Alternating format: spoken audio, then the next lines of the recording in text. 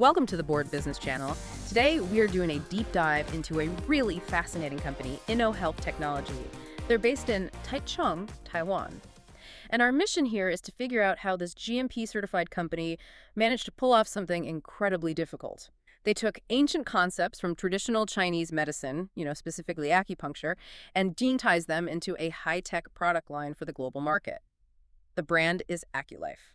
And this is so much more than just a business story. It's really a case study in persistence, in cultural translation, you could say. Yeah. Think about it. You're trying to translate thousands of years of Eastern wellness practices into a product that Western regulators can even understand. Regulators like the US FDA, which is notoriously rigorous. Exactly. You're asking them to validate a technology that, frankly, they just didn't have a framework for. So Innohealth, they spent years basically solving this massive certification riddle. And in doing so, they built a competitive moat that is almost impossible for anyone else to cross. That's the story right there. Well, that really sets the stage. Let's start at the beginning, with the origin story, because it sounds like the definition of a high-risk bet. The founder wasn't a doctor. He wasn't a TCM expert. No, he was an engineer with a business background. Which seems counterintuitive. You'd think so, but that engineering mindset was probably his greatest asset. A traditional doctor might have gotten stuck on theories the West couldn't verify. The engineer, though, he focused on what he could measure: inputs, outputs, and most importantly, replicable manufacturing standards. He saw TCM as a mechanism to be optimized. And the start was, it was incredibly humble. He started the company back in 1999 with basically nothing. He had to sell his father's old factory equipment. Just to raise about $1,500 in seed money. And get this, his focus wasn't even medical devices at first, it was solar power. Wow.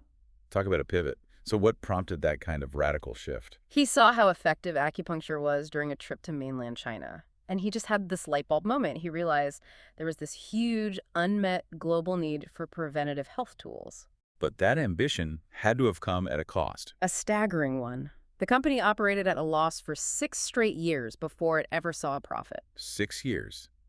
You have to ask, as an investor, what sustains a company through that kind of long-term burn? It seems like it was a strategic choice from day one. They didn't just want to make a product. They wanted to meet the highest standard. Right. They committed to becoming a certified GMP factory. That's good manufacturing practice. Recognized by Taiwan's own Ministry of Health and Welfare. And for a company dealing with ancient ideas, proving that your process is modern and ironclad as everything. It's how you build credibility. It's how they went from a risky startup to a viable medtech company. That focus on standards brings us right to the heart of their value, the regulatory moat. You called it a riddle. They call it the 5-year war with the US FDA. And here's where it gets really interesting if you're looking at this from an investment angle. When Innohealth first applied for clearance in the US, the regulators basically looked at this idea of a digital acupuncture device and said, we don't have a box for this. We don't have a standard for this. So it wasn't just a tough review, they're in a whole new category. A category of 1, and they're rejected 4 times over 5 years. That is just a brutal bureaucratic marathon. How did they finally break through that wall? They had to create the evidence. They didn't just submit results. They basically engineered a way to digitally map the concepts of TCM. So they translated ideas like meridians and energy flow into measurable bioelectrical signals. Exactly.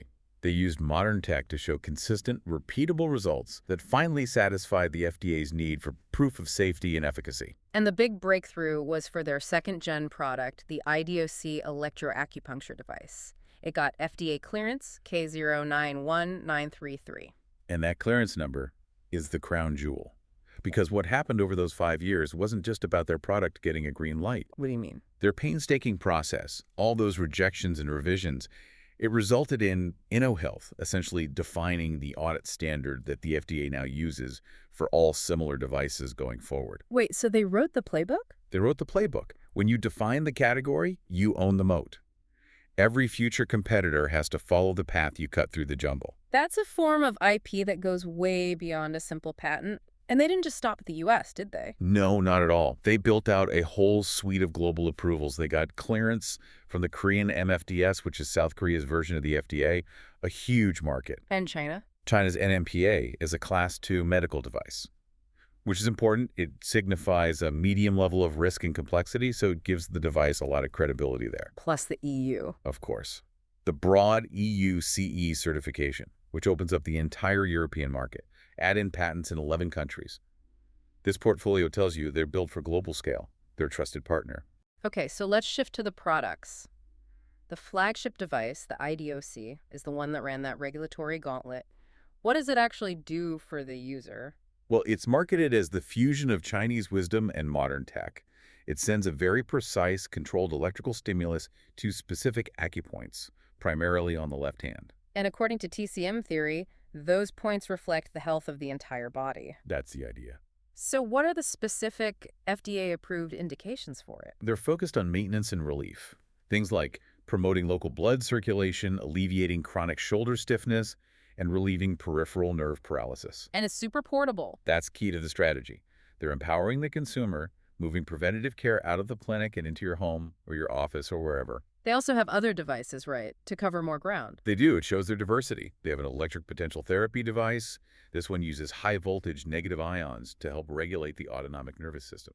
So it's for things like stress-related headaches, chronic constipation, that sort of thing. Precisely. More systemic issues. And then there's a medium-frequency therapy unit, which uses EMS muscle electrical stimulation. That sounds more like something for fitness. It is. It's used for muscle training, body shaping, but it also has metabolic benefits, so it crosses over into physical therapy and recovery. They're really covering a wide spectrum. Okay, certifications are one thing, but they're only valuable if they lead to sales. Let's talk commercial validation. They have some big proof points in Asia. They really do. The Asian market was their proof of concept. The big one was a deal with a major Korean automaker. Right, I saw that. They signed a deal for 10,000 units initially. With projections to scale that up to 50,000 units a year. I have to stop you there. Why is a car company buying medical devices? It's all about strategic positioning. They're not using it as some cheap giveaway. It's a high-end promotional gift for people buying their luxury cars. Ah, I see. So the car company is signaling that the AccuLife device is a premium, valuable, high-tech health item. It immediately elevates the brand's perceived value. It's a brilliant association. Meanwhile, the China market, where the whole idea started, was initially bringing in about 40% of their revenue. So they had serious volume in the East. But the truly critical move, the one for long-term growth, is their entry into the U.S. senior care market.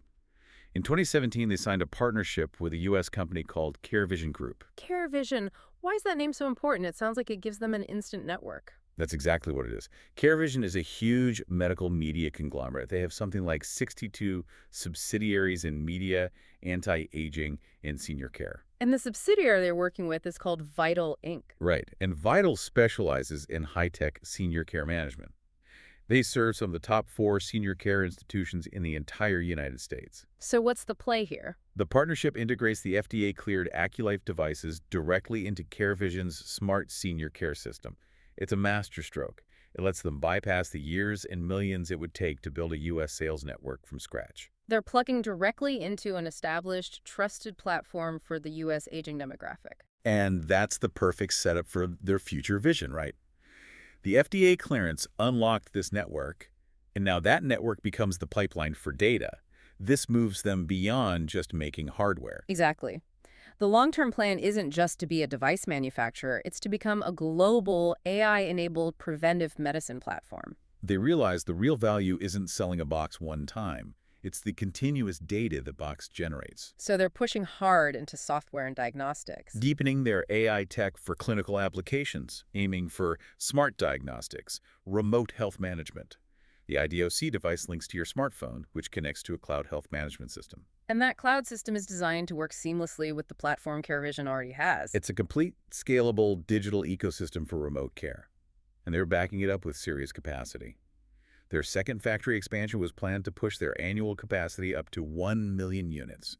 Targeting that massive global preventative medicine market. It's a big bet that hardware, plus a distribution network, plus an AI data layer is the winning formula. This has been an incredibly insightful deep dive. You have the story of an engineer with $1,500 who manages to not just enter, but actually define a new medical device category in the toughest market in the world.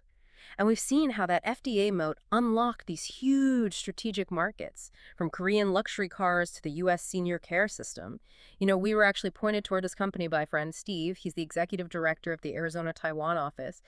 He really highlighted how this blend of ancient knowledge and modern high-tech regulation is such a powerful engine for innovation. It's a very key observation, and maybe the final thought for you to consider is this.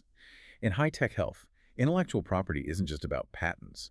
The ultimate form of protection, the deepest mode, is when you achieve and then define the regulatory standard itself. Yeah. After you fought that 5-year war, you force every single competitor to get audited against the blueprint that you helped write. And that ensures you control the landscape for a very long time. For decades. A compelling perspective on what real market dominance looks like.